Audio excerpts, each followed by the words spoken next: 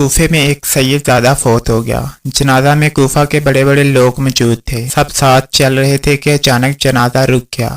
لوگوں نے معلوم کیا تو پتہ چلا کہ اس لڑکے کی ماں بےتاب ہو کر نکل پڑی ہے۔ اس عورت نے جنازہ پر اپنا کپڑا ڈال دیا اور اپنا سر کھول دیا۔ عورت شریف خاندان سے تعلق رکھتی تھی۔ اس میت کے باپ اور اس عورت کے خاوند نے چلا کر کہا یہیں سے واپس چلی جاؤ، مگر اس نے واپس ہونے سے انکار کر دیا۔ باپ نے قسم کھا لی کہ لوٹ جاؤ ورنہ تجھے طلاق، جبکہ اس عورت نے بھی قسم کھا لی کہ اگر میں نماز جنازہ سے پہلے لوٹوں تو میرے سارے غلام آزاد۔ قسم کھاتے ہی دونوں کو احساس ہو گیا کہ انہوں نے کتنی بڑی غلطی کی ہے۔ اب اگر عورت میت کے ساتھ جنازہ گاہ تک جاتی تو اسے طلاق ہو جاتی، اور اگر وہ وہیں سے واپس ہو جاتی تو اس کے سارے غلام آزاد ہو جاتے۔ سب لوگ پریشان ہو گئے۔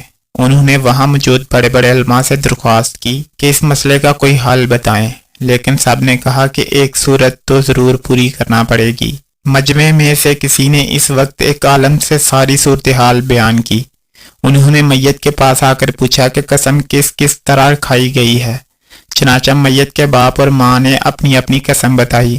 انہوں نے فرمایا کہ میت کو یہیں رکھیں اور سب لوگ اس جگہ پر صفیں بنا کر نماز جنازہ پڑھ لو۔ چنانچہ اس سید زادے کی نماز جنازہ وہیں پر ادا کی گئی۔ اس کے بعد انہوں نے فرمایا کہ عورت یہیں سے واپس گھر لوٹ جائے، کیونکہ اس کی قسم پوری ہو گئی کہ وہ نماز جنازہ کے بعد واپس جا رہی ہے، اور مرد کی قسم بھی پوری ہو گئی کہ اس کی بیوی وہیں سے واپس ہو گئی ہے۔